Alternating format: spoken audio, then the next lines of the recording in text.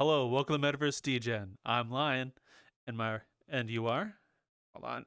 Panic. Hey, I'm Tap. I'm Tap Ghoul. I am a creature on the internet who makes things. Thank you for joining us today, man. It's much appreciated. Whoa. Yeah. So, what is it you do What? here in the virtual space of all sorts? Because it looks like from what you've explained before, you're a busy, busy bee.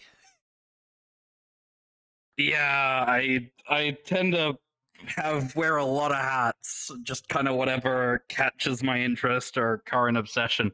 Um, most of what I do in Vrchat, at least, is udon stuff, some external stuff. I've recently written a bot for like invites for clubs, similar to the VRCDN bot, but with a few more fancy features. Cool.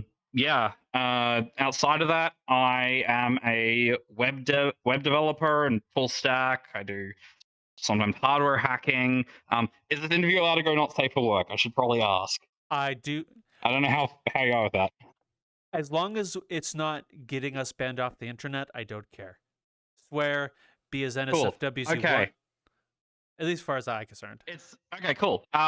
I also do sex tech hacking sometimes. I mess with like fucking machines, vibrators, whatever else, hook them up to all kinds of things that they shouldn't be. Like I made a VST at one point, like for music production, Mm. which lets you design curves for making vibrations for music, like specifically designed as opposed to just like, volume or whatever, a bass. Okay. So I do all kinds of shit. That sounds wild. Hold on. I've curious question. What is a VST? VST, I forget what it stands for, but it's essentially the standard music plugin, like audio plugin format for doing instruments or effects for music production software doors. So things like Ableton and Bitwig and whatever else. Okay. So yeah.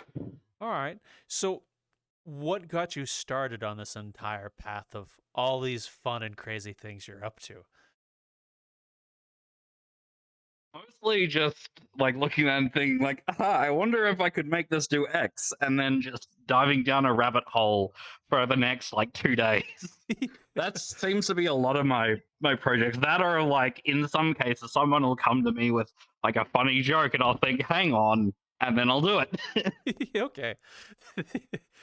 So what was the first thing you started with then on this road of how does it work? Well, which kind of thing? Like in general, or like udon, or what? Uh yes. I know it's not helpful. Oh, that's a But yes. that's a they're very different answers to those. Let's go with VR chat specifically, Okay. because otherwise we're Fair. going back like 10 Okay, years. fair. Um, yeah, so most of the stuff was so let's do how I got started with VR chat creation. So I actually started out in the club scene. Well, it's the club scene part shader stuff, but I'm not as active in shader stuff. I want to someday.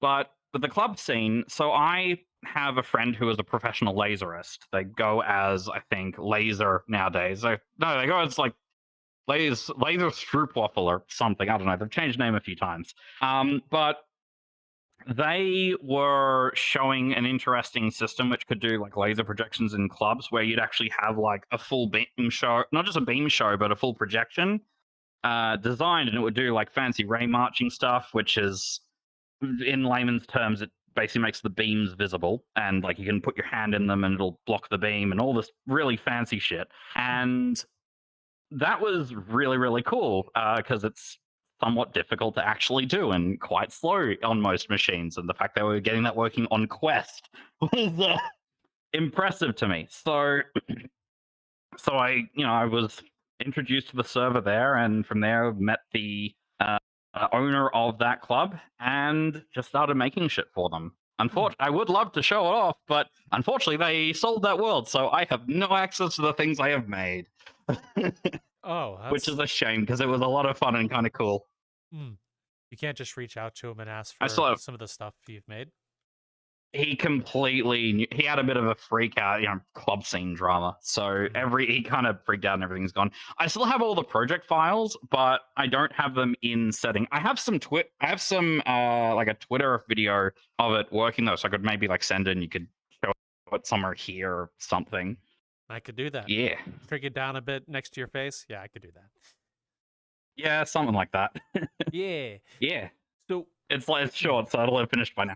okay. So that's what got you started in on this whole thing. How did you what made you want to Yeah. continue it with VRChat, and why VRChat specifically?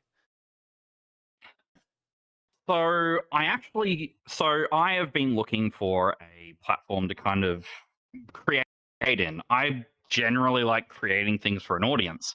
I started off with Neos because Neos, they have Logix and all of these really neat tools that all run in VR, and there's a heavily collaborative thing. And that is a really, really cool idea. But they messed up the execution a little bit first off. Logix is a bit of a nightmare to work in. And people say Udon is bad. It's a lot better than Logix if you're a programmer. And the other thing that they messed up on is community-wise, they're all creators. And I mean, if you like being around other creators, fantastic place. But I don't like creating for creators. I like creating for consumers. So like the club scene and all of that. So it didn't really fit, I couldn't really find an audience there. I did do a little bit of building there. I had built a button that would set off like a shock wristband IRL. So that was fun. But aside from that, I didn't really do a lot. Yeah, I just kind of gave up on that after about a year, and I came here. I would have joined VRChat earlier, but in kind of what stopped me was I wasn't totally sure if VRChat had staying power at first, because it seemed like a neat platform, but it was like it was very new, and I like my stuff to last, so I wanted to make sure that it was not going to disappear in like a year or two, unlike the club I was working with. So, yeah, but I'm confident, and therefore I am here. Hello. Hey. So, what is some of the bigger differences in between like the other platforms in VRChat in terms of like for creation, whether it's avatars or worlds and stuff of that nature? What's the difference between them, I guess? So it's a lot of it is the tooling, and there's a little bit of kind of the degree of freedom you have. The thing with Neos is it's very easy to iterate on stuff, ignoring the terrible UX of it, which I've heard they're improving as soon as the whole lawsuit's done, hopefully. The whole cryptocurrency mess. Literally nobody except for the CEO wants it. None of the developers want it. The CTO doesn't want it. I really hope they can sort that out soon. They're hopefully nearing the end, and then I might look back into it again. But ignoring all that, so it's very easy to just drag stuff into Neos and then edit properties, edit materials, drag in textures, rig things, do like slots that can take things on and off your head and attach them to other people's avatars, like have like guns and stuff and whatever else. A lot of stuff that you can't really do with VRChat because the avatars can have scripting on them. VRChat doesn't yet have that. I don't know if they ever will. But on the other side, when it comes to things like shaders, and VRChat is considerably more powerful. VRChat allows it allows you to write raw shaders, raw HLSL. And that's how you get things like this effect, which, the whole jittery line outline thing. You couldn't pull this off, not to this degree, in Neos, because the tools they give you, while you have a lot of ways you can combine them, you're stuck with just the tools they give you. And yeah, so while VRChat is a little bit more difficult to get into in the more advanced stuff, the sky is the fucking limit. You have the entire Unity engine, at your fingertips. Okay. That's all right. Although someone I've talked to previously over for Metaverse Degen was someone named Badger Blunts, and was working on something involving coding, but what he wanted to do was take Unity polygons and particles and cross that over into coding and math. So instead of running off your video card, it'll run off a processor instead. And he's working to do an entire systems for that. what he's working on, whether it works or not. I'm Yeah. not sure. Oh, sorry.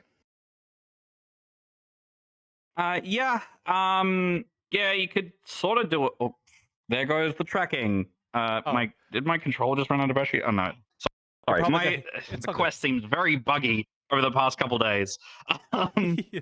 so the thing with doing that kind of thing, and I could definitely understand doing that. One of the systems I built does something not quite to that degree, but it has that similar kind of thing of moving it onto the CPU. That kind of thing can make it a lot easier for non-shader developers to create, because it's one thing to be a developer, it's another thing to be a shader developer. um, Mm. but I mean, there's certain performance advantages you get with running everything on the GPU, because the GPU is very, very good at doing a lot of things very quickly. Mm. Um, I mean, I need to know more about the project, but to me, at least on the face of it, I don't know if that sounds like a good idea. Fair. Maybe it is. I can't read the guy's mind. Fair. Well, that's one of the good things about places like Vrchat and the Metaverse is places like this allow you to do a whole lot more than you could in other places, whether it's wacky, crazy, or really insane, like some of the club worlds that are out here. At least I think, anyway. Yeah. Although I'm not nearly as intelligent in this stuff as you are, I just like listening to people talk about it. I'm like a fangirl sometimes when I go into worlds and I just see dope shit. It's like, I just want to see one. I wish I could show you what ours had. We had so what we had in ours. This is actually three main people who work. Four people. They're the main people who developed the world. We had, so first off, the environment was pretty cool. But we had full like fog with volumetric fog with the lighting of the screen affecting the fog. Think aerial it, but with fog as well. In fact, that's basically what it was. It's very, very cool. That was thanks to a couple different people. And then we also had, so the system I built was, the screen was basically a grid of smaller screens, and then with the audio link panel, you could pick different patterns, so the screens would pulse out. Like, for example, like the column would pulse out there, and there, then there, then there, or they'd chase along. They'd do like ripples out, little crosshair that would run around the screen, all kinds of things. So we had a lot of fun with it, and it's a shame that it went to shit. I genuinely hope that that they recover, but at the same time, it was so sudden. I'm like, I might just hop elsewhere. Fair. You know. Although I've seen a lot, I've seen clubs, but in other worlds and other stuff rise and fall. But at least with that constant tidal wave and tumultuous nature, you see various different personalities of Vrchat come out, whether it's types of worlds, types of creators, whatever it may be, and you get to evolve with them in a sense. Although, if you find a place you like, you can't watch it stick around. Yeah. Downside. Especially people like you put a lot of work into it. Yeah. I mean, at least I keep a copy of it, and we have videos, so you know.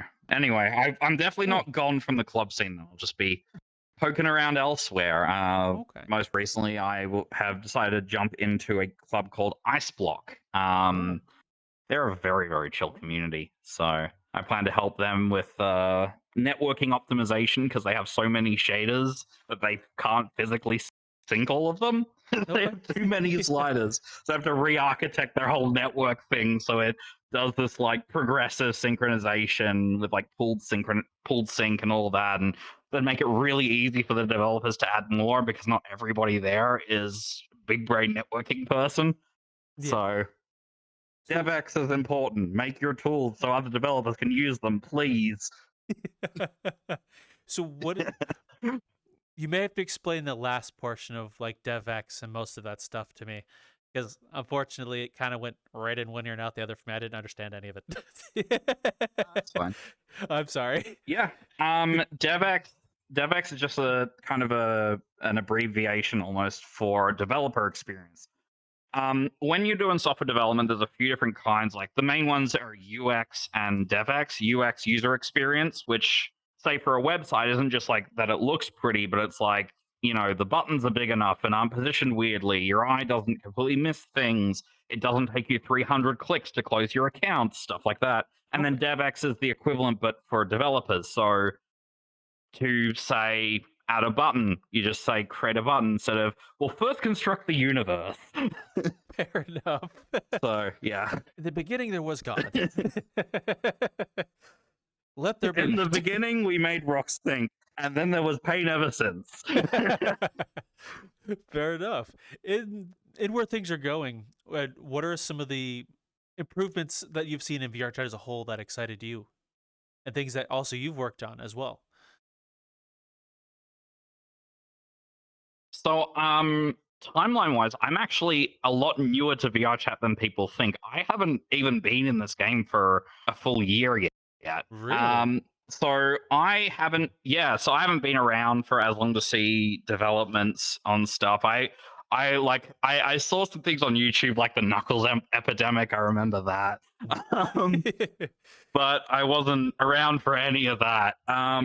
I was around since I think a little bit before they installed EAC, which I am one of those people who thinks that's a good thing. I mean, I agree there's problems with it, and it stops me from doing some certain shenanigans myself. But you know, overall, I Oh, think it's a good thing. I agree with you there. It is a good thing. But but yeah, in the end, I mean, I've basically just seen a lot of development in. Well, I've definitely been around as VRChat has kind of accelerated its improvements.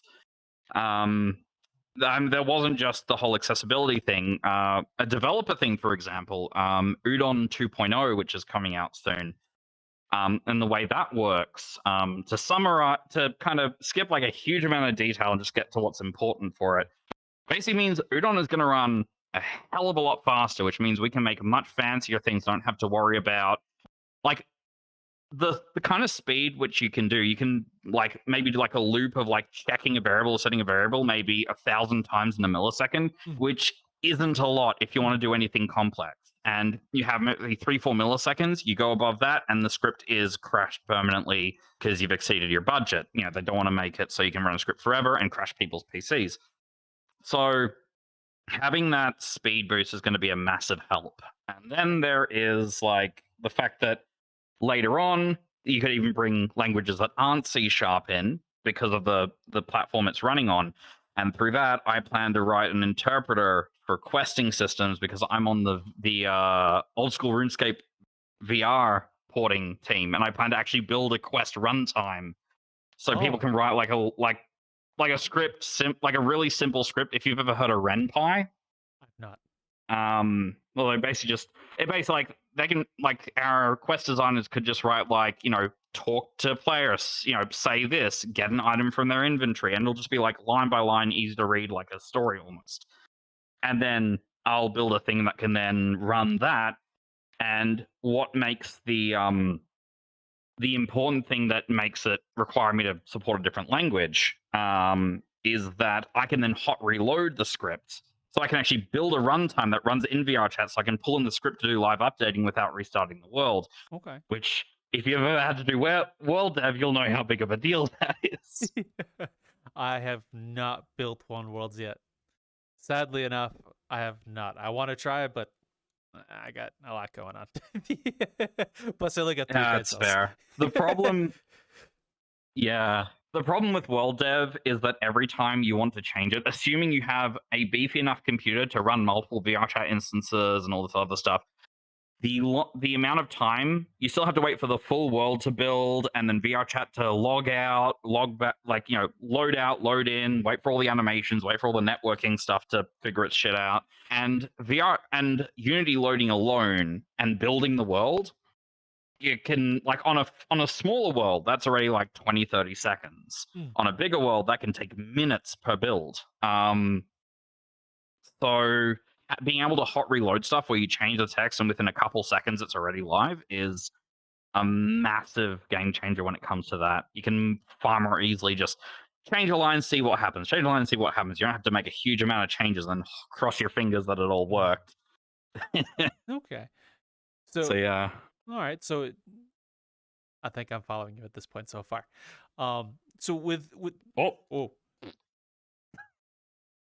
Uh-oh. Oh. My camera did a funny. You're good. Well, I mean, I just grabbed that, so You exactly grabbed the grabbed muscle that, ball and my back then. camera just went down. You love to see it. Oh, I honestly, for one of the Only a things, professional shop around here. definitely have a team and know what we're doing. Definitely. You mentioned earlier RuneScape VR. You work with them? Yeah. So- Yeah, so there's a couple of different teams. I work with the one with Roll the Red. I Okay. was the main one doing the shader to fix the Z fighting, you know, planes like things clipping through each other.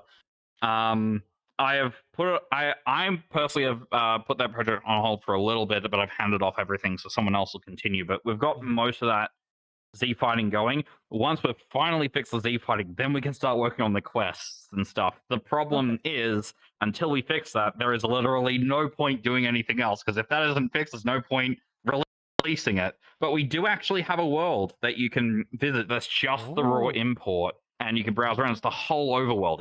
It's genuinely really cool. And surprisingly, it fits VRChat like aesthetically really nicely. Cool. I'll have to check that out. And So yeah. well, I'll get that from you, and then I'll put it in a fun little description down below with all the other fun links. So yeah, that's actually really cool that you're doing that and you're here in VRChat. How was there? Yeah. Yeah. Oh, how long has that been in development for? May I ask? If you're not supposed to tell me, that's fine too. No, that's fine. A good few months at least. It's been very slow going though, because it's an entirely volunteer thing. There are like 7 developers on it, and then like a handful of other modelers and stuff. So there's a lot of us on there, but we're all volunteer. And while we have tasks that we can all do, we basically just put time in whenever we feel like it. So it's not like, you know, we're crunching, but it is getting done. It's not like the problem is, like a lot of these things, like a lot of the progress is very incremental. So you don't, we unfortunately oftentimes people ask like, is the project that is the project that's like, no, we just don't have anything to show yet, but we are working on it just slowly. We're volunteers. Okay. But yeah, it's good. So how'd you get involved with them then? With Jagex? Is it Jagex that's doing the RuneScape project? Oh, no. This isn't an official thing. Oh. This isn't an official project. This is a community thing. Oh, okay. We like old school RuneScape. In fact, not only is it community, but we've had to have from the start baked in a backup plan in case Jagex ever gets upset with us, where we can just create our own thing and then port most of the content over, so it doesn't to have from the start baked in a backup. So it's non-official. It's completely community. We're not making money from it or anything like that. But yeah. So it's similar to Project Aincrad going on in VRChat right now, in a sense. I'm not familiar with that one. What project's that? Project Aincrad is Sword Art Online. You know, from like the anime Sword Art Online, they're recreating the game from that anime, and you got the main spawn world. I believe you have the first level, and I think one of the other further ahead level 79 boss you can face. So basically, they're working on recreating that anime game for MMO in VRChat. It's fascinating. They got the menu system down, whole 9 yards. That is very cool. I'm gonna have to check that out. You're gonna have to send that to me later. Oh yeah, definitely. That genuinely sounds really cool. Yeah, it's like I found about them recently. Unfortunately I world hop a lot, so I don't see a lot of things right off the bat, nor do I not really spend too much time on the internet. So when I come across things like Project Aincrad, I get all excited about it. So it's still kind of new to me. I don't know a whole lot about it, other than they're trying to recreate the whole thing. That's cool. Yeah. One of the few things. Yeah. I mean, all of these kinds of recreation projects are so complicated. There's so many moving parts. So it is so cool. And I'm glad to hear there's more projects going on. So to loop back to your community project with the RuneScape recreation, how did that all start and come to be? Actually, similar way to the other projects that I've described before. Roll the Red kind of came up and said, "Hi, you know what would be funny?" And then we did it. Fair enough. That is basically, it's like he pretty much said, "This would be cool." And it's also kind of, this would be cool. It also, you know, it'd be funny. And then we just started chatting about like, okay, like this could actually work. Then he and I set up the server and we grabbed some other people from the community. Unfortunately, I forget their names because I don't spend a lot of time in the server. I mostly just do the development locally. But yeah, I wish I didn't because I know one of them is Yella. He seems to be around on a lot of projects here and there. Is good. There's I think Twisty left the project though. There's a couple other people. But Okay. yeah, So what is it? we got some people and we had fun. Well, that's cool. What is it you guys hope to at least try and get completed in hopes with that project then? The hope of it is to have full skill systems, quest systems, grand exchange level, cross instance trade, a lot of stuff. By the way, that last thing is going to be interesting to implement because of the restrictions that VRChat puts on you. VRChat doesn't let you send arbitrary data out to servers.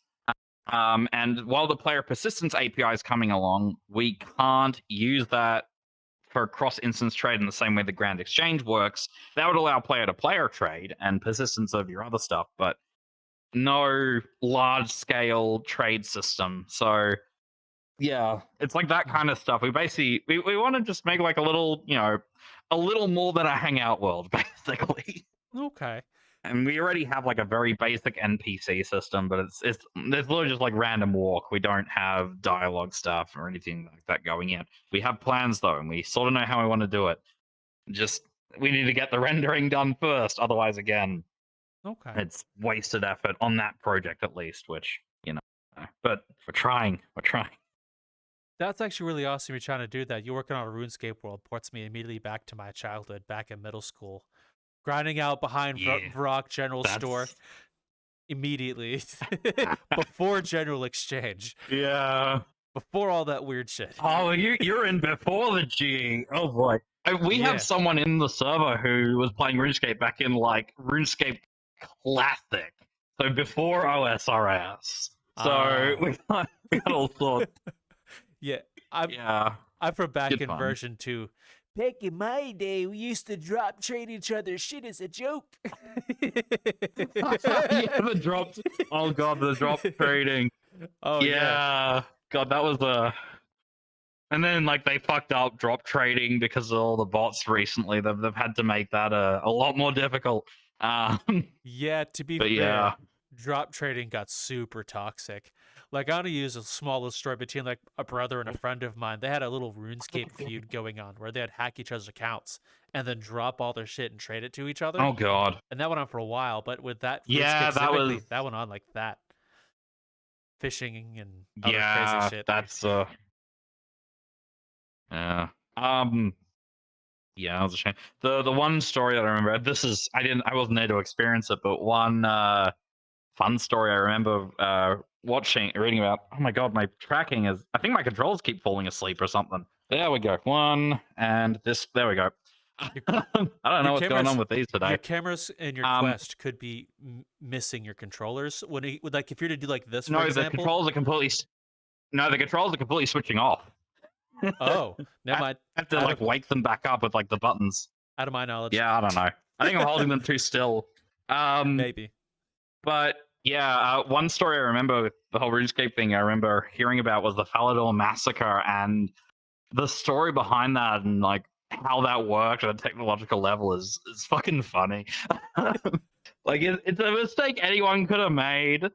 Because it's one of these like kinds of like weird things where it's like side effects that you don't expect. It's something which can be solved like architecturally, but with a game with that many developers and there's been going on for that long, these kinds of bugs are kind of inevitable to happen, and it's hilarious. I remember like people saying like the staff yelling at people like log out. Oh my god, they're tracking again. I think they're crashing.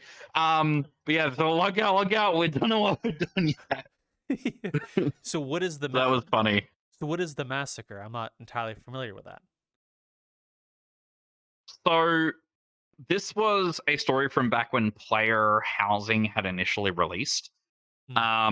and someone had gotten like, kind of top level on that level 100. I think that's back when like level 100 was like, I think they raised the cap. I don't remember, but someone got level 100 with the whole house thing. And so they threw a party with, a bunch of people. And they had one of the systems that they had was they had like a dungeon where people could PvP. And you'd kind of fall through like a trap door into it.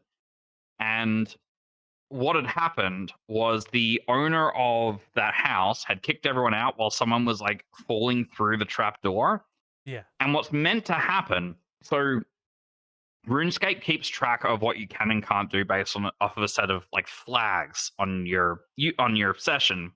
Stuff like, are you able to PvP? Are you able to be hurt? Whatever else.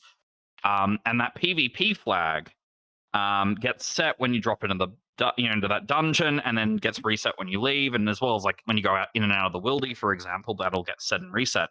And somehow what had happened was they closed the door, and during the fall, that they got kicked out, and because it was in this weird state, that PvP flag was never turned back off. Oh. So they had PvP in Felidor where they shouldn't have, and they could kill everybody. Oh.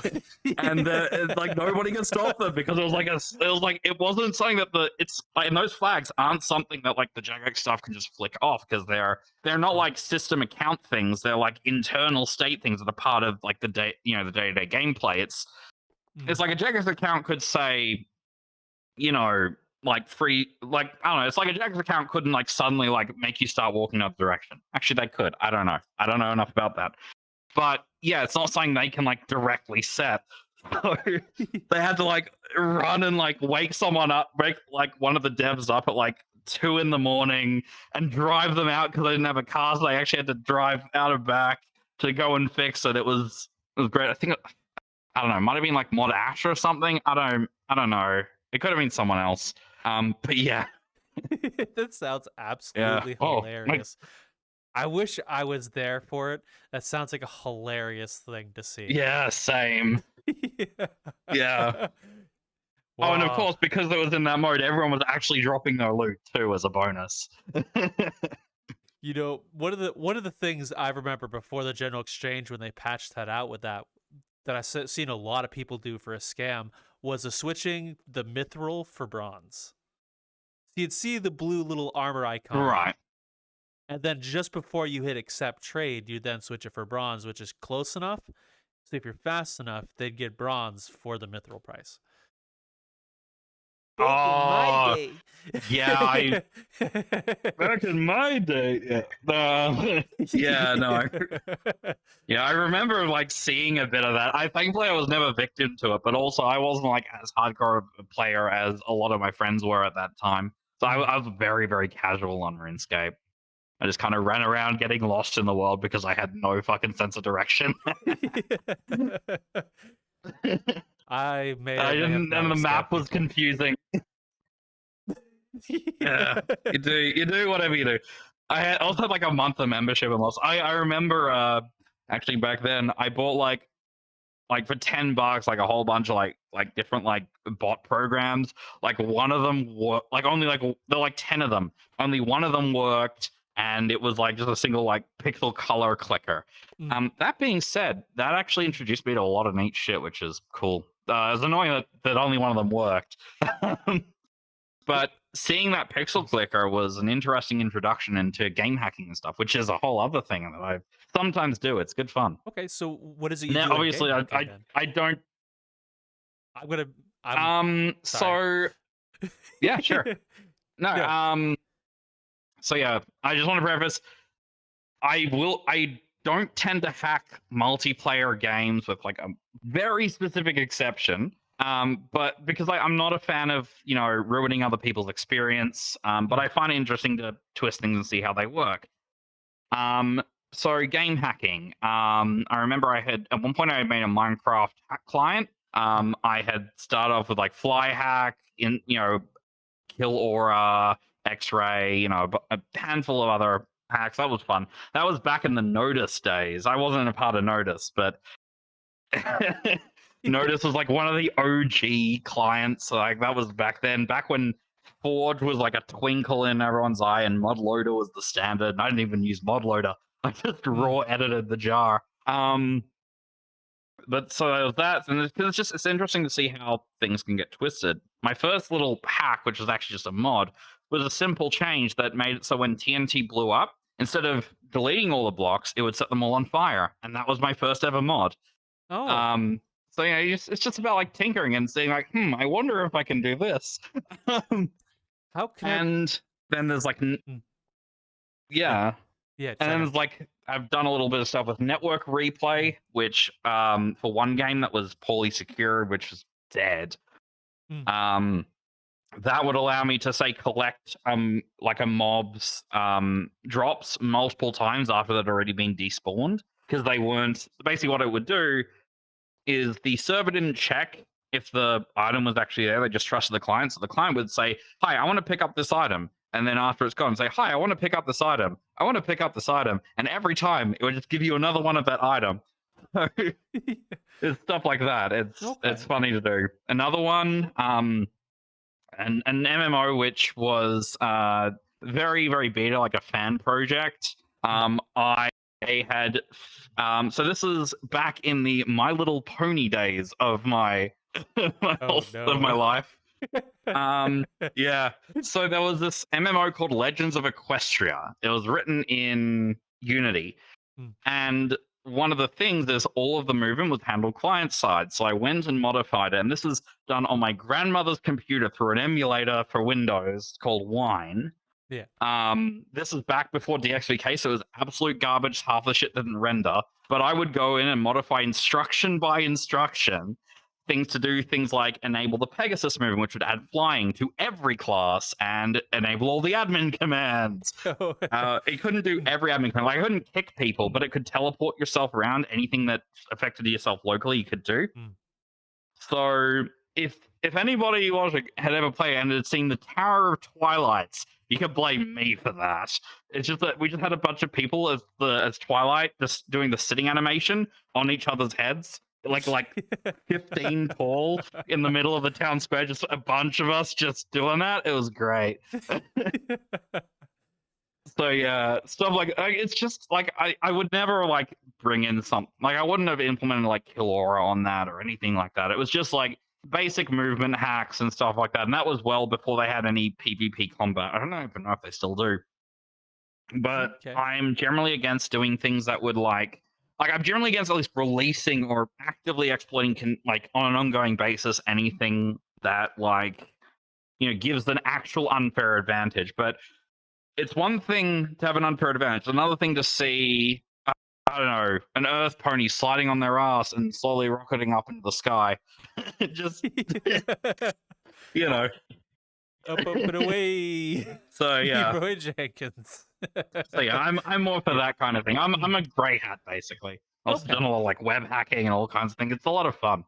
Okay, so as another question, kind of since you're mentioning mods and stuff like that, and we're here at Vrchat, what is your whole opinions on the EAC and that modding community in Vrchat and that whole little fiasco of fun?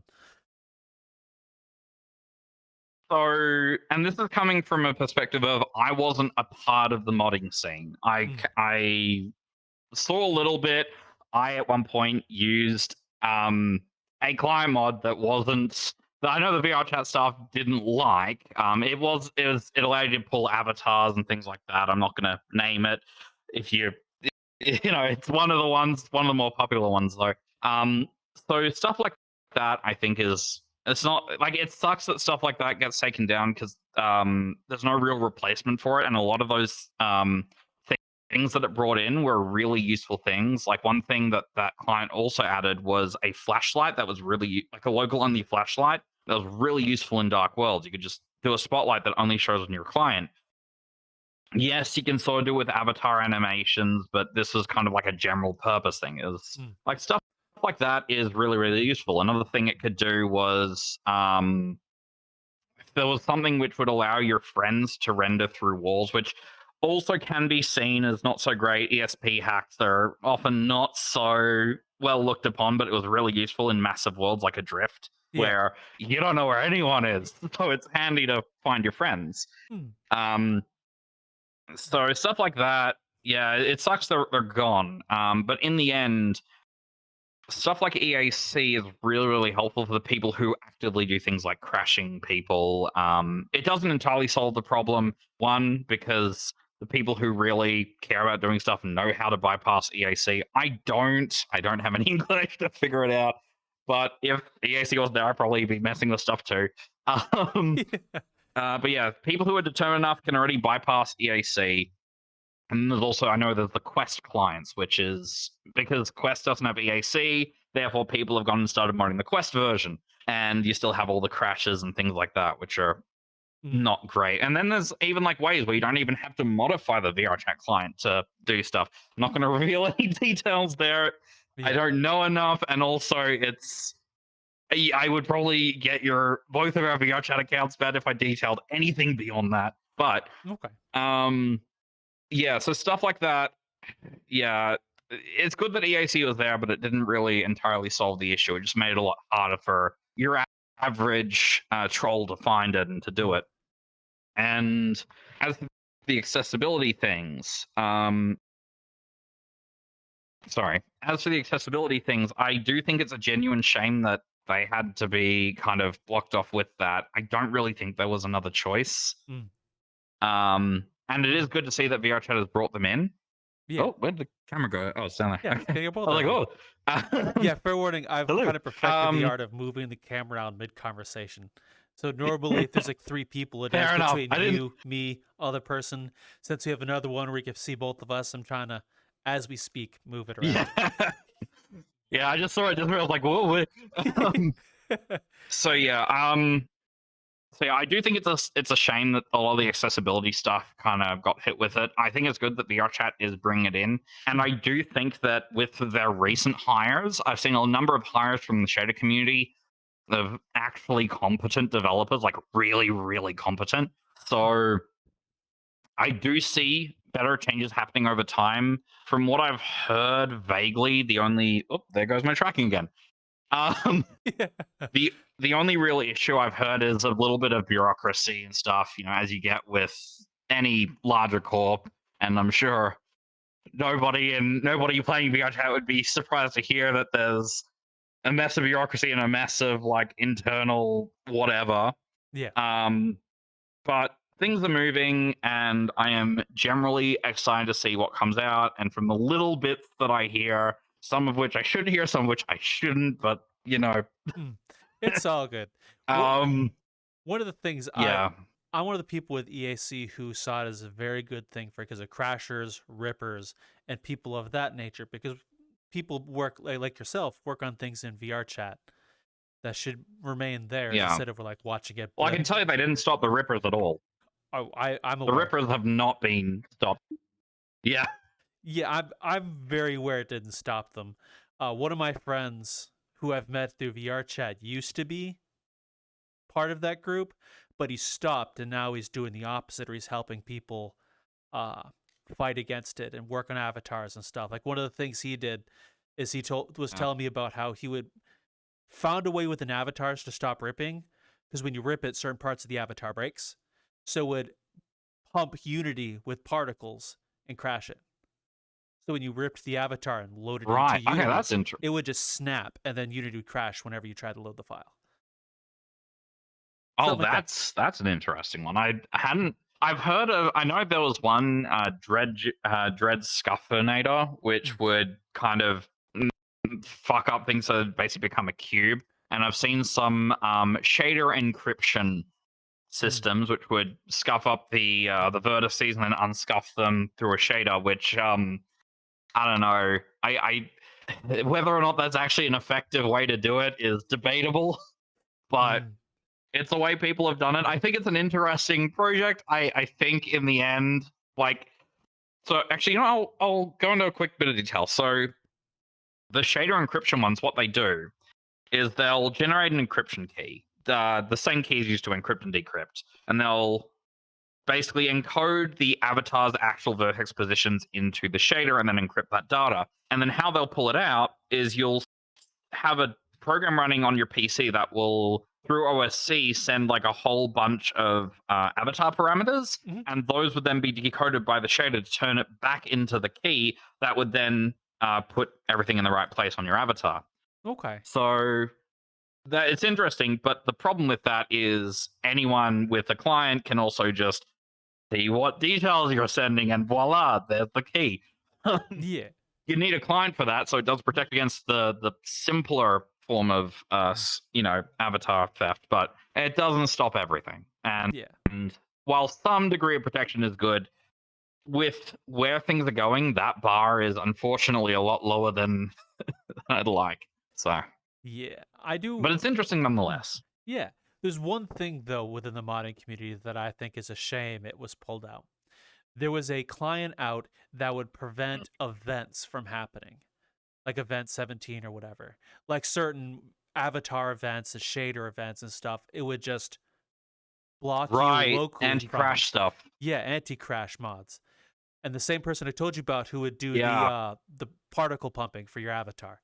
He used those and told me that's how I knew they existed, was by him specific. It's like, yeah, you can stop crashers because of yeah. this mod. I remember I used a couple of those, Yeah, those should like the be implemented. Finitizer and a Mm, couple other ones. Yeah, yeah, those are a yeah. shame they I got can banned. tell you the problem with those is that they can subtly break standard avatar behavior. I mean, there's like some things like are no brainer. Like you shouldn't be able to set a thing off to infinite, like a shader off to infinity, to cause your avatar to blow up weirdly. Mm, But there's some things that a lot of these systems will do that limit like weird but still like good avatar behavior. mm. Like I mean, like you can get like some really wild avatar shit. One example. Let me switch. Do you have my shaders? I assume you have my shaders on. I Um, oh, hold on, I'll show you now. eh, Your show now.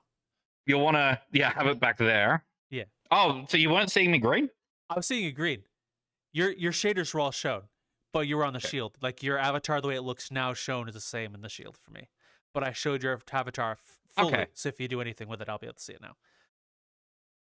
Right. So there's another avatar that I have which does like interesting shader stuff. It's going to be quite large and also terribly memey. Oh, I've seen this. This. Yeah, I've seen that Yeah. avatar. So like stuff like this is like an avatar that's like really really large but like just Yeah. a cube, and then we do a bunch of shader stuff to make that work. And if you now, those client mods wouldn't have stopped that, but it's like it's weird shit like that which is kind of the lifeblood of the VRChat community, which if you were to blindly apply those mods, you'd completely kill some of those really cool avatars. Yeah. So it's kind of a kind of a trade-off. It's a trade-off. Though there were like back when you would use like before EAC, maybe a year and a half ago, maybe 2 years, avatar crashers with really funky high polygon and particle events would happen a lot, and it would probably just stop Yeah, those. Like in I've Vrchat, heard of it those. happens all the time, or used to happen all the time. Since EAC, not as much. But you'd see like entire client users with botnets Yeah. and shit all the time over there, and it would help. Yeah, it is a shame, and I do hope. I mean, along with that, actually, I'm hoping that that'll hopefully help, because with VRChat now, processing avatars on their servers for rankings. Sorry, things are good. being weird. They should be able to scan avatars for things like those if they know certain things to detect. So there's a chance that they could actually block those things from ever getting onto their platform. Hey, looks like I'm not the only one having tracking issues. I totally am fine. Now I don't know if they're but yeah, I don't know if they're going to. I have no idea what their plans are, and doing that is not straightforward. But Yeah. nowadays the engineers they have on their team, I fully believe they could pull that off, and could pull that off well, but there's also a balancing act for that. Yeah. But yeah, certain crashing stuff they could detect right as it's being uploaded and prevent new ones from being entered at all. Yeah. So that would be pretty cool. But Yeah, I do know we'll have to see. VRChat. I do know VRChat is one thing in right now, which is a particle limiter, and you can have that set within your setting menu, which is nice. They added something. Yeah, Although I have seen a resurgence of another funny way of crashing, sound crashing, and you can actually crash questies that way too. I recently learned how that works. The sound crashing is wild. I'm not going to disclose how it works because I don't want the information to be out there further. But it's an interesting one, and it's not one that is so easy to fix. And it also requires a client. It has nothing to do with avatars. You can actually get it in videos too. I So found out it existed because a friend of mine, yeah, the disc was a Discord crashing video. Opa! And then your Discord would crash. Well, a friend of mine thought it'd be funny to take the video, oh put it in media, and a that media one I know. player, and the whole world went done. So that one I'm down to talk about. Those crashes are interesting. What they do is have you ever seen those Discord videos that like bounce in size and stuff like that? Yeah, I've seen those around. So that has only come up because of that crash. That crash is actually caused by the video resizing itself midway through. Often it would be just some massive size, but didn't even need to. They just need to change size midway through. And it was actually, now the interesting thing, it wouldn't crash Linux users and it wouldn't crash you if you had GPU acceleration disabled because it was a bug in the GPU decoder. Okay. But yeah, basically buffer would be allocated at the start for one size, image would be another, buffer overflows that buffer. Whoops, driver crash. And while that didn't look like a driver crash because the whole, it would be the Discord that crashed, not the whole computer, there is some degree of sandboxing that prevents everything to break. That's just a Windows protection and a driver protection. Yeah. But yeah, so that's usually how those work. Well, the funny thing about that video is if you were to take the video and plug it in VRChat, it would work the same. But if you don't have the video shown, it wouldn't work on you. Yeah. Like if you had the media player off, Yeah, it wouldn't work. But if it was on or you had sound on, your instance would crash with that video. Yeah. Oh wait. Wait. So if you're muted and it was playing, it would crash.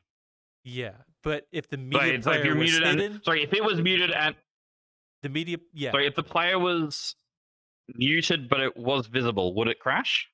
I think so.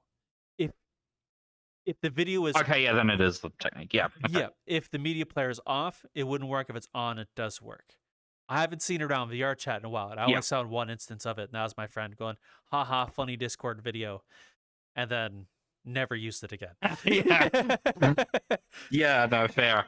Yeah, I was wondering, if it was muted, it's like, okay, then maybe it is the same audio crasher, but no, I mean, it wouldn't even make sense. The way that audio crasher works has nothing to do with the video players. Yeah, I have had people explain to me other kinds of sound crashing. I'm not going to go into detail. Yeah. But there are other ones other than video resizings and stuff like that, and you can actually apply. Like a friend of mine found an avatar, although never used it. It was a Quest avatar that would crash the Quest specifically because of the sound. Oh, you wouldn't hear anything. Love that. But it would target Quest specifically. Yeah, I've always been mildly curious how those Quest crashes work. Most of them work just on like shaders. Generally, it's interesting to explore those bugs. Different variants of shaders. Doesn't Quest have shaders unavailable?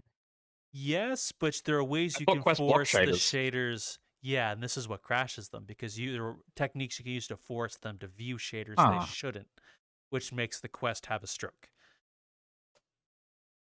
Huh. How those Quest avatars. I have a couple of theories of how that might work, but I don't know really. I've only had some people briefly explain. Anyway. I only know the brute force of the shaders. That's one technique. I've asked questions. Like I'm a curious little bean here. I have to ask questions when someone talks about a thing. That's how I end up doing half the shit I do. Yeah, like when I see people such as yourself and you're like talking about all these cool shader stuff, like how does this work?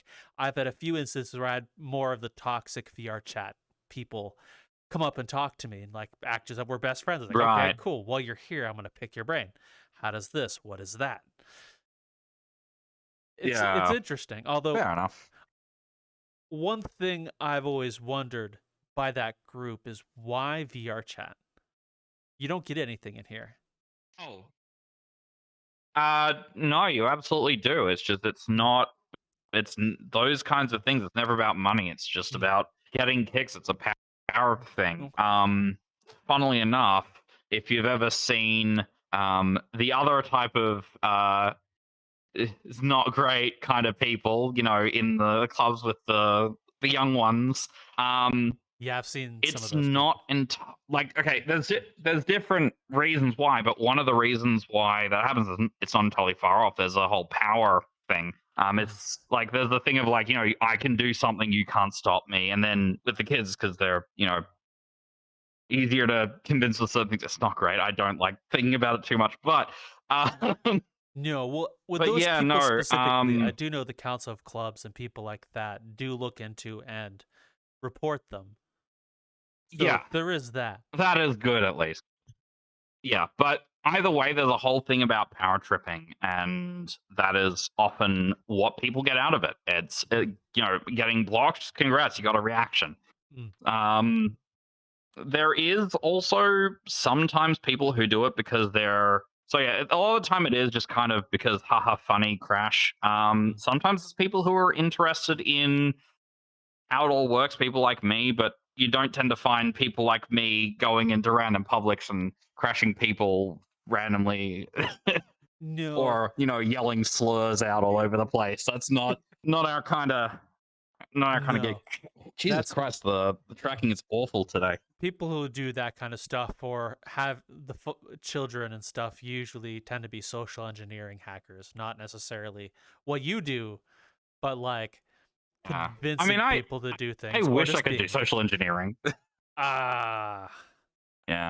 Yeah, it's kind of very cruel, and I don't like it, but I know. Okay, there's I know, but yeah, there's certain things I do genuinely find it interesting, though, because I have a passing interest in psychology stuff. It's also why I was interested in hypnosis stuff, and I was doing that for a couple of years. There's a lot of interesting to kind of explore how the mind works when it comes to that stuff. Oh yeah, like for example, I don't do hypno at the moment, but yeah. Like information phishing is a type of social engineering. Like when you for example, have you ever had your phone had a scam company call you repeatedly till you got used to them, and then eventually you picked up and talked to them? Kind of like that. Yeah, those are fun. Yeah. But the more interesting stuff with social engineering, I find interesting about just finding out information in general.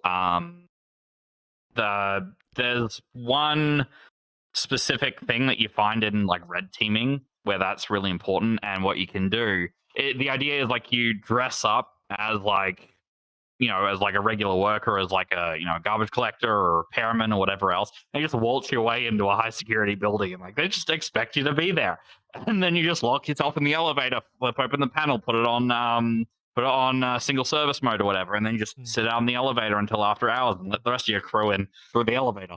You can also do similar things with clipboards and ladders. Yeah, but and red teaming is a hell of a thing. I'd love to do red teaming sometime. That shit looks like fun. Careful with that, bud. If you get caught, you can get a lot of trouble if you go in high security. But if random grocery store walk in, well, no, I'm not talking doing it illegally. Red teaming is an actual job. You get hired by the company, often by the security team of the company, the higher ups, to break in. So you're protected there, and you have certain things that you aren't allowed to do.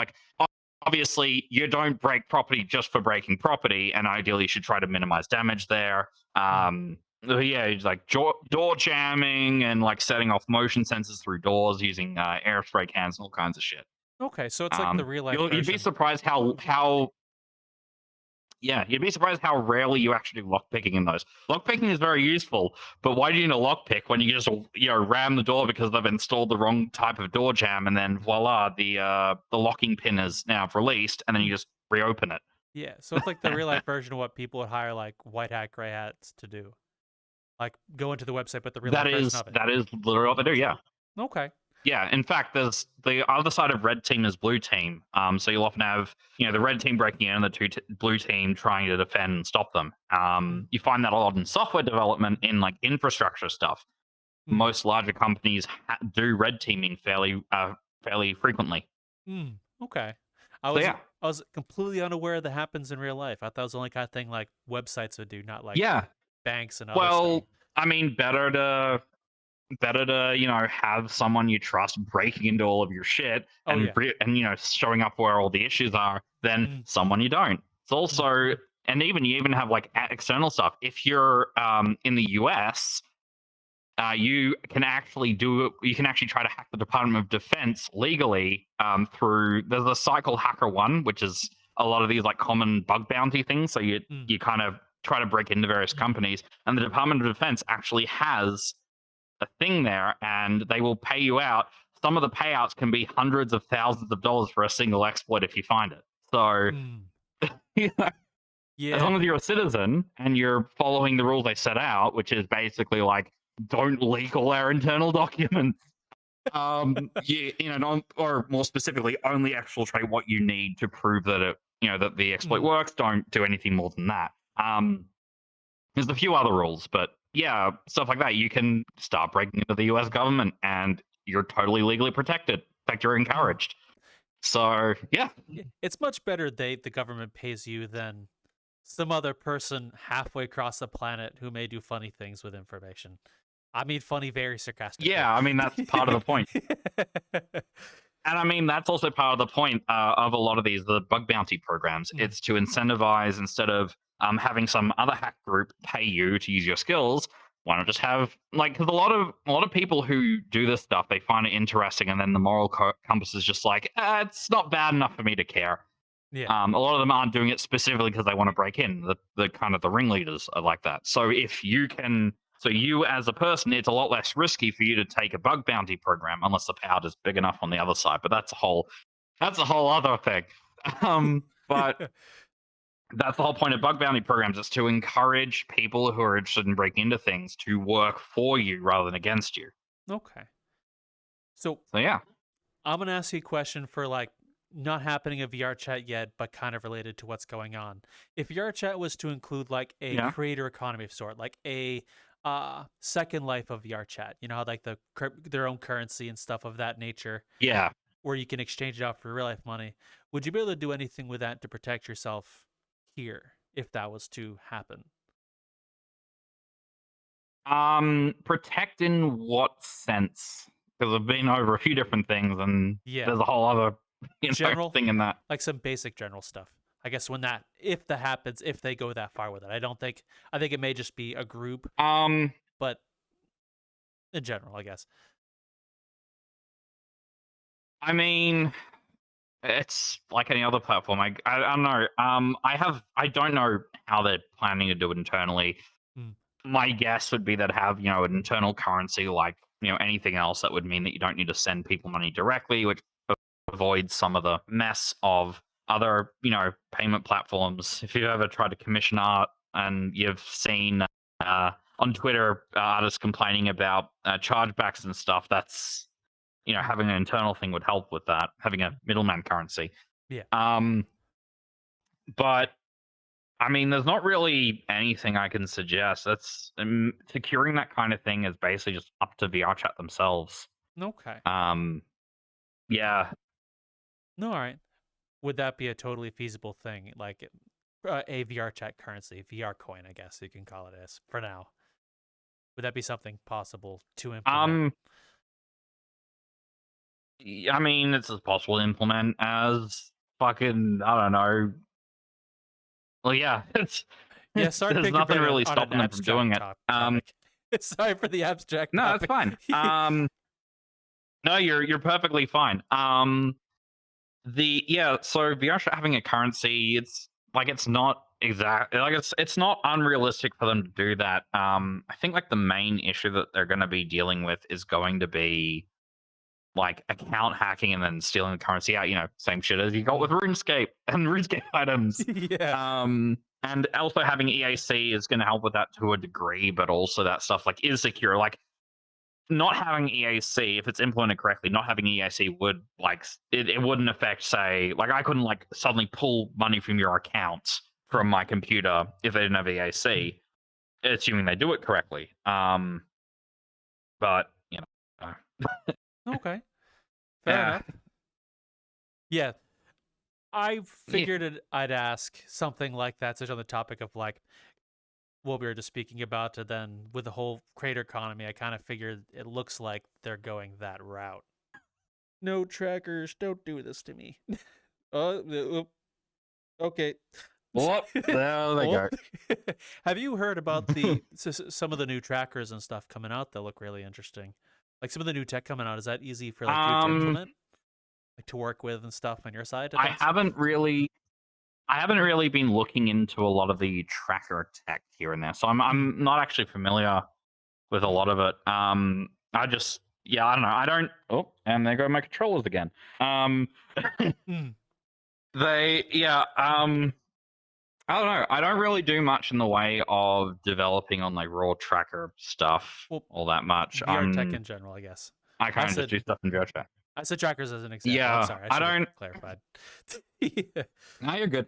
Yeah, generally, I'm not. So I find VRChat as an interesting platform to develop for. I'm not as Mm, interested in VRChat as a wider thing because, like, I think it's cool. I think it's a lot of fun. I for me, it's just another platform. It's not. I'm not one of like the hardcore, like push the mm. technology forward kind of people. Yeah. It's not with VR specifically. That being said, Mm. I Okay. can't wait for the Valve Deckard to come out. I'm going to grab that the moment it does. Mm. I also want to But get the Galaga too. The Valve Galaga coming out is that looks super I haven't interesting. heard it. What's that? It's the brain What's the reading thing. Galaga? So Steam and Valve have been working Oh, on EKG, EEG, and other brain yeah. reading tech to sense waves in your brain, and they have an entire headset dedicated to that. So you'd put it on, and it would read your brains and translate that to in-game or in system actions of sorts. So like you'd think door and Yeah, that open or close the sounds. door, or shoot gun, it did shoot gun. I don't know how active or how detailed it would be in reading. That entirely depends on the amount of Yeah, I data they got. remember. I remember that was Gabe's pet project, right? Was that one? Yeah, I believe that initially came out Yeah, with the that'll be Deckard, interesting. but it looks like now they split it into two separate projects. So the Deckard is going to be their standalone, and the Galaga is going to be their little brain reading Frankenstein or whatever it's going to be. It looks super interesting though. Yeah, The day where you'd that'll lay. be that'll be interesting. I'm. Mm. Mm, Oh, you're speaking. Sorry. yeah. No, that's commenting on that. No. Yeah, it'll be super interesting though. Yeah. Mm. I'm kind of I'm kind of interested to see if that like brain ready stuff is functional for VR. Like the day you'd put on a fun headset and just it would overwrite your systems, kind of like Ready Player One or whatever. Um, I'd hope it's fucking read only. I wouldn't want that. I don't. I mean, like, so here's the thing. Mm, At least from my understanding, and I'm not a neuroscientist. I am some idiot on the internet who is like wildly speculating. But mm, from my understanding, you wouldn't be able to get enough fidelity without actually being intrusive, i.e., drilling into the skull. mm. And if you look at Neuralink, they've killed 1,500 animals in the process of trying to make that work. And they're Yeah. still killing animals, and now they're going public. I mean, I Mm. wouldn't be. I mean, in all seriousness, yeah, I think the technology is like not there yet, and Oh, I genuinely hope no. that it doesn't get approved, regardless of Yeah. who wants it drilled into their head. I hope that it doesn't fucking kill anyone. Well, But yeah, we're not there yet. I think regardless of which, I think there's enough interest for people to want to do it. So I think there's going to be a few who would willingly spend the money to get the object Oh and no! then allow them to do it. And the Oh my only god! problem being is with the different versions of how I think Elon Musk wants to do the brain chip or whatever. Maybe you'd be able to write if you're Yeah. a smart enough dude, because it's going to be directly imported to your brain and your neural system. You just got to figure out what kind of wavelengths and stuff goes into. You can convince people As to far do as I'm some aware, the pretty. reason why it's killing people is just Mm. as far as I'm aware, the reason it's killing people is basically just trauma, as in like in the medical sense, trauma. Yeah. Forget what the actual thing is. So yeah, it's basically like the implant itself is causing problems rather than the Mm. communication. I mean, I'm Yeah. sure the communication isn't helping, but Yeah. yeah, the implant itself is causing problems. Yeah.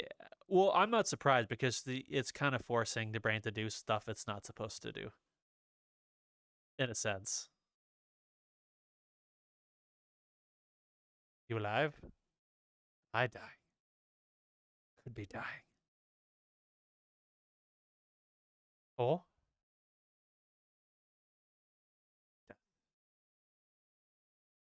I don't hear anything. Uh-oh. Yep, it's me. Oh, no. He died too. Oh, give us a second. There'll be some fun editing things here. Hold on just a minute. Today is full of surprises. I Oh, heard you like I saw it. I was trying to wave at you. oh, I saw your head Like, moving around because oh, that crash has happened to me a few separate times where I get timed out, but I won't like get the timeout notification. I'll just be sitting there talking with someone, then it'll go quiet, still and moving. then I was loading hearing you the screen. whole time, and Oh, then really? yeah, yeah. Like so I was like, are you still here? Yeah, look, yeah, there. Hello. Oh, and there goes the handshake. Yeah. Anyway, I didn't hear anything you were saying. Honestly, your head kind of moving slightly, and then the occasional yeah, I tilt. was like, oh, like Move. yeah, Like you didn't move from that spot where you're at yeah. right now. Your head to me just kind of went, and that was it. Oop. Oh, I wasn't moving like that. I was going like, hey, hey, hey, hey, hey, hey, I'm still here. I'm still here. I'm still here. Yeah. Wow, we've been at it for a long time. It's like an hour and 30 minutes. That's Really? yeah. We started like I'm 7:30, I like think. nowhere near done on topic. Oh, let's let's keep on going.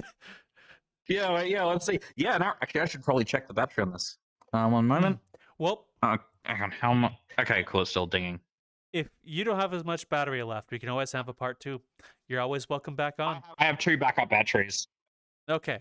I have two backup batteries. I Oh, just may need to switch out to the second one in a moment. okay. Fair enough. Yeah, that's just the whole brain, Yeah. the whole brain chip. I think I'm not approved of. I kind of agree with you, but I'm also curious enough about it where I would like to see its uses. Yeah. I Yeah. kind of sound I like a think bit of a dick, but that's just how I feel about it. I'm curious, but I don't want it. Oh, me neither. Like I don't fucking want it anywhere in my head, especially not if it's made by him. Actually, there was an interesting thing on that. There's a whole thing about software devs and seeing what it's doing with Twitter. Like he was making cars. Oh, they're cool. Oh, he must be a smart engineer. Like we'll get those. And you're like, oh, he must be smart. Then we see how he runs Twitter. I'm like, I never want to buy a car from him ever. Yes. Once we saw what he started doing for Twitter, and it was a field that we actually understood. It's like, oh no, oh no. Well, I'm gonna be honest. And there goes my hands again. I don't know how he's running Twitter, but I can tell you, if the funniful self-driving Into car the ground. feature works as good as he's making Twitter, I would not want to get in one. Oh, look, the Tesla does not see the pedestrian in the road, but it's still going to go at 60 miles an hour anyway. So interesting thing there. So there's a couple of things about that I've heard from Tesla people. One, like as in from actual workers there or ex-workers there. One is that they have people at the company there basically dedicated just placating him and guiding him, and that's not a thing at Twitter, which is like a lot of the garbage. And also, yeah, no, a lot of the production of Tesla stuff has kind of been was very much rushed to market. And there's a lot of proof in that in how you see. Well, do you remember that whole thing, that whole news article about how Tesla employees were kind of recording from people's cameras and shit like that? I remember hearing about it, but I don't know all too much about it. So I know why they could do that. The reason is is that the way that the Tesla fleet is set up is everyone's basically put onto one big VPN that they can all talk to each other. Mhm. So it's basically like one massive like network of just cars, and everything is always online, always there. So they can push like files to it. The updates and like settings and stuff are literally just them copying a file to your car, Really? which is always there. And that's why they can like do all this stuff. It's because there is they're not like isolated properly. Mm. They're as if they're basically got the same kind of like they're networked in the same way I think as you'd see like a lot of people's PlayStations are or Xboxes are, and how the PlayStation Network works internally. Okay. But then with like none of the security that you need for that to work. They're getting better at it, but Yeah. So and that's not the fault of the engineers. That's the fault of being rushed by fucking Elon. yeah. So basically, from the understanding is there's a Tesla approved open port that is your Tesla vehicle at all times somewhere to get all this stuff. Yeah, so yeah, I mean, it's not like public on the internet. It's like only Tesla can access it, or any other Tesla on the network. But it also means that if you got into your Tesla's computer, and it's a normal computer, and actually it's a few of them, Mm. you could then control. If you found an exploit, you could then control every single other Tesla worldwide through that system. You could turn them on, start the engine, get them to drive out to a car wash somewhere. You Damn. could pull what they pulled in Silicon in that show Silicon Valley with the fucking thing running off, but you wouldn't need to crack the encryption. You just need to sit inside the fucking network. Whoa. Yeah. So you, in essence, if you could get the files That's on your great. computer, you can botnet people's Teslas, in a sense. Yeah, the whole Tesla network is. I mean, it's not far off that. They're all networked together. They can all see each other. Mm. I mean, they don't do much. Like it's basically just so they can deploy updates and do whatever else. But Yeah. yeah, if there was an exploit found in one of them, like it's not difficult for someone to modify a car that they do own. And if there was an exploit that they found they could go over the network, well, they're all networked. Therefore, you have access to every single Tesla. Mm. It's a bit scary. It is a bit scary. And that, I don't know if that's still. I will say I don't know if that's still the case. Oh, that was from upstairs. I don't know if that's still the case, but that was definitely the case at least at some point. I'd be surprised if it wasn't still the case, but okay. I don't work for Tesla. I've heard all this secondhand, but it also makes complete sense in how they do it. As a software developer, it makes complete sense. So All right, that's fair enough. yeah. So, how do you feel about Apple getting into the whole metaverse as well? Because I know Apple's Um, trying. I think it's gonna. I think it's going to be interesting. Apple is so ignoring Apple being known for like their walled gardens and shit, because of course there's going to be a walled garden. Mm. Same way that Facebook tried to do the same thing. But Apple has historically been known for a very good unified experience across their walled garden. Yes. And the architecture of it being, like powered by the iPhone, and the HMD does whatever, but the iPhone's, chip is the main thing driving it. There's a lot that they can do with that in terms of like productivity stuff. And I mean like boring like spreadsheet stuff. I mean like AR and all of that. It's kind of the perfect platform in that sense, because one of the biggest problems that I've found with a lot of VR stuff is the weight of the headset.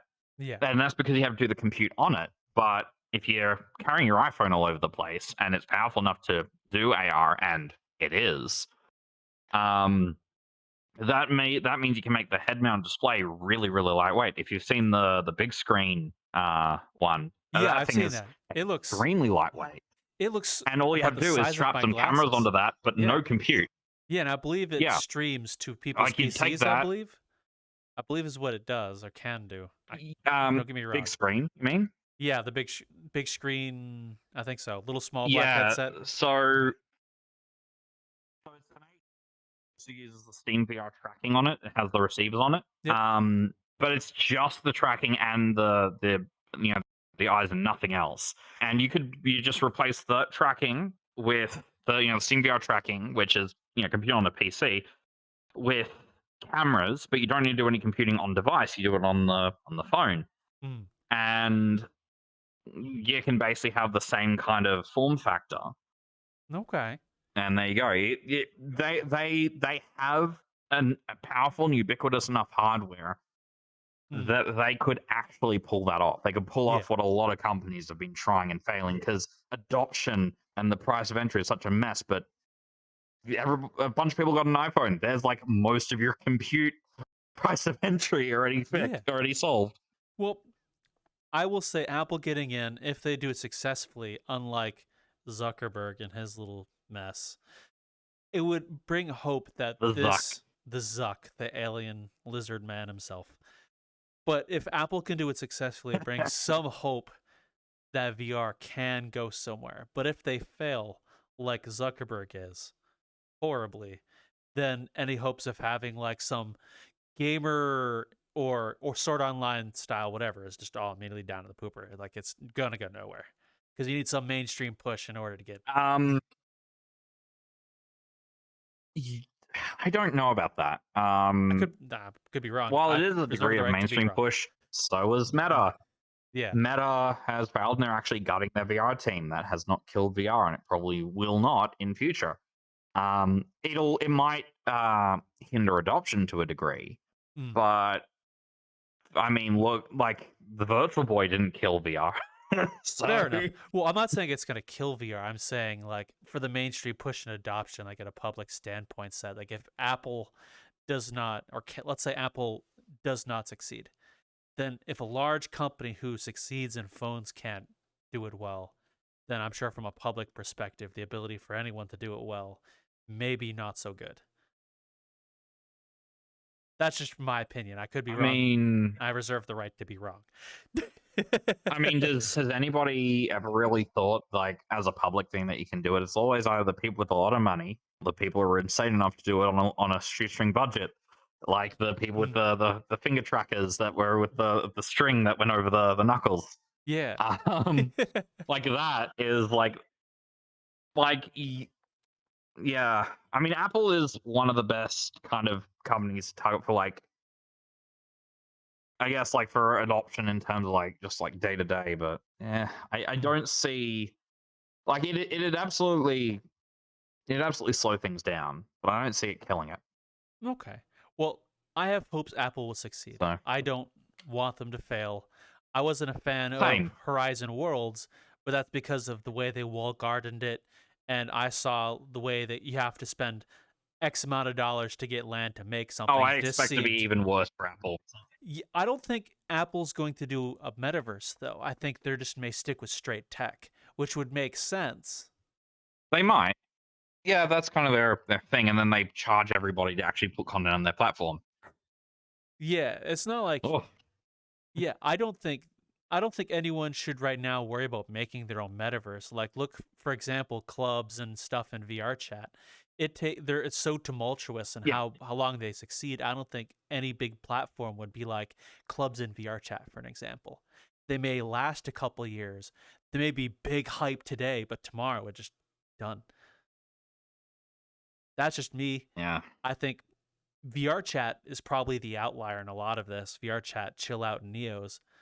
But I've seen like Microsoft tried, Facebook is trying, and they get some hype and then go down. I think VR is going to be tumultuous for a while before like we can even expect anything big. Yeah, we'll see. I am a terrible predictor of these kinds of things. So That's fair. yeah, I'm not trying to say anything other than I think it's going to be a while. I don't think companies should spend the money right now yeah, into a metaverse until like we have the tech to host a metaverse. yeah. Because like I don't know. I also mm, kind of wonder if the whole idea is flawed. what Like Meta obviously failed with that, but I mean, like I feel like the whole metaverse thing is always going to be a very niche thing. I don't see any metaverse ever getting wild mainstream adoption. It's too far removed mm, from mm, from what most people are used to. And I mean, on the flip side of that, you guys said the same thing about the internet, but yeah. I don't think that the whole thing of real life to the internet is the same thing as the internet to the metaverse. I think that's always been a false equivalency. Always. Mm. Yeah, I think like the So internet though, the closest thing we have to like a big metaverse. I'm using it in a very broad stroking sense. I'm not using it as like the platform. I think it's going to be like a decentralized yeah. network of where you can hop between different things, Oh, kind of like the internet. decentralization is. I think that may be the I closest we're don't gonna see get. decentralization as being a win. No? Actually, I'd love decentralization. I'm a nerd who uses like fucking Matrix, which is Mm, heavily decentralized. But I unfortunately there's no money in decentralization unless mm, you can maybe recoup some money on a patent. mm. All of the money at the moment is being made in like locking in your own kind of platforms and ecosystems. So Yeah. Well, I don't know. you could say the same thing You can hope, about but yeah. websites back in the day. There's no money in websites. People make their own. Kind of similar, but look now, everyone has their I websites, mean, do their own thing. You go to the internet. I'll go to Amazon today, and tomorrow I'll go to like MySpace or whatever. There's a point in I metaverse. mean that's Sorry. on the other hand, the web actually proves that point. Everybody used to have their own small websites. Now everything is trying to be, a one-stop shop for X, and Yeah. they try to crush competition elsewhere. Ads, .com boom and bust was a mess. Mm. Um, Nobody really. Well, I mean, people self-host and people run their own websites, but you don't see a lot of blogs anymore. You see them sometimes, especially in the tech space, but regular people aren't doing that. No, you see a lot more vlogs and stuff like that, like video logs and YouTubes. I think as tech progresses, you'll see different forms of blogs and people talking about things, and Yeah. it'll evolve. It's like it always will In be like. fact, Ooh, you continue. even go further with that. Take a look at people's online shops. It's all either Shopify or Squarespace. Mm, In fact, Squarespace is just Shopify plus extra. mm. So, like it looks decentralized. It's still monopolized. Like that's you it's I don't know. It's almost like the whole boiling the frog thing. Yeah. Almost. Well, when I was talking about decentralization earlier, what I didn't mean like it's not owned by a single entity. I mean like as like the internet as a whole, you'll have X platform in VR here, the next platform in VR over there, and with their overarching of whatever Web 3 or 4 is going to be, will be the one connecting them all. And just use this funny thing instead of a computer. Yeah. And instead of like typing an address bar, you'll just use your headset and go there, and then you're over Amazon VR there and MySpace VR over there, whatever it is. Yeah, maybe. I mean, also, I feel like that would actually be kind of a bad direction. Okay. At least in the form of like put on your headset, go wherever, because at that point you then have people paying for to be right in front of you when you pop in or do whatever. And the nice thing about address bars is there is no priority aside from maybe like having a shorter URL. Um, Okay. and then things like Google. The Google is also kind of a problem in that being kind of like a gatekeeper to all of them. They can delist stuff if they want, Mm. but at the same time, they're also kind of a great equalizer. So Yeah. it's a Well, complicated topic. yeah. Well, with allowing one company to control everything, you get ease, convenience, and quick and speed on whatever it is you're trying to do. But the downside is the control of whatever their platform is owned by them at the end of the day. Like for example, during the whole coronavirus bonanza, they would control what you could find out when and where. Good side is they controlled it, so you got it right there at the fingertips. Downside is what came out is also controlled by them. It's kind of the trade-off you get when you ask That starts to one get into group the whole. to do a thing. I mean, that also starts getting a whole mess of conspiracy theorists. So Well, I'm not going into conspiracy theories per it's se. I'm just using that as like an overarching example of like asking one entity to do a thing versus a group fair. of entities to do a thing. I'm not saying that Yeah, that's Google fair. The whole Google COVID thing was a mess, though. I'm not saying Google's hiding coronavirus. That's not what I was trying to get at. I was just saying like during that certain Yeah. things during that was suppressed a lot. Some of them weren't. Some were pushed out. It's very complicated. I'm not saying I'm using that as an example, like in like VR and tech in general, whatever where you go. Yeah. It's the trade-off you get with having one entity. You have everything at the tip of your hands. It's like having a king versus a democracy. Decisions are made quicker. Yeah. Versus having to wait for the circus to decide. Yeah. Sorry. I don't really have much else to add. Yeah, sorry about that. You're fair. You're right. Well, yeah, I do appreciate your time there, Tap. It's been absolutely amazing getting to know you and speak with you. Is there anything you'd want to plug? Yeah, I'm happy to chat. Commission me for shit sometimes. I like making things.